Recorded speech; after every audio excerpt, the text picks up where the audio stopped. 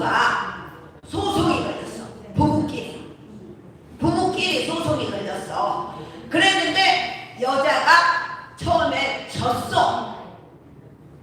어떤 소송이고 하니 여자가 나이가 먹으면 절대 부부관계를 안 하려고 해. 그잖아. 50, 60 넘어가면 하기 싫어. 왜? 난 아직 안 넘어서 못 하겠다. 60 넘어가면 남편 보기를 멀리 봐. 그냥 친구야. 가족끼리 뭔 그런 걸 알았어. 그치? 그래서 안 하려고 해. 근데 이 남편은 60이 넘어가도 생각이 엄청 나는 거야. 근데 부인이 안 해줘. 그러니까 이 남편이 소송을 걸었어. 뭐라고 그러냐? 여태 30년 동안 내가 이걸 사용을 했는데 내 거다고 사용을 했는데 이 마누라가 자기 거다고 안 내주라. 이것이 30년 썼으면 내 것 아니냐? 그러니까 이거를 고소를 한 거야.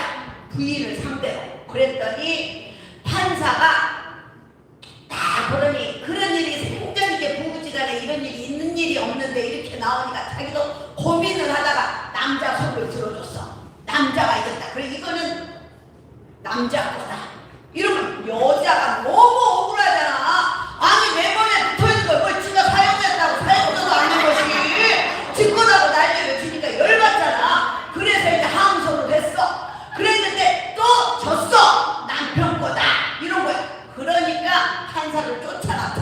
여자가 쫓아가고 그런 거야. 아니 세상에, 아니 판사님 웃긴 소리 하지 말라고 생각을 해보라고. 이게 내 몸에 붙어있는데 이게 어떻게 남편 거냐, 내 거지. 그랬더니 판사가 뭘 했죠? 아니 지금까지 판례가 없어서 내가 몰랐는데 세상에 가만히 생각을 해보니까 자기가 고시 공부를 할 때, 고시를 공부를 할 때 절에서 공부를 하는데 벽에 구멍이 이러고 나 있었대. 거기 주새끼가 들락들락 이렇게 하길래 그거를 딱 보고 있다가 답을 얻었다. 그러면 이 벽에 있는 구멍을 벽구멍이라고 하냐, 쥐가 왔다 갔다 하니까 쥐구멍이라고 하냐. 그러니까 뭐야 쥐구멍이죠. 거기에다가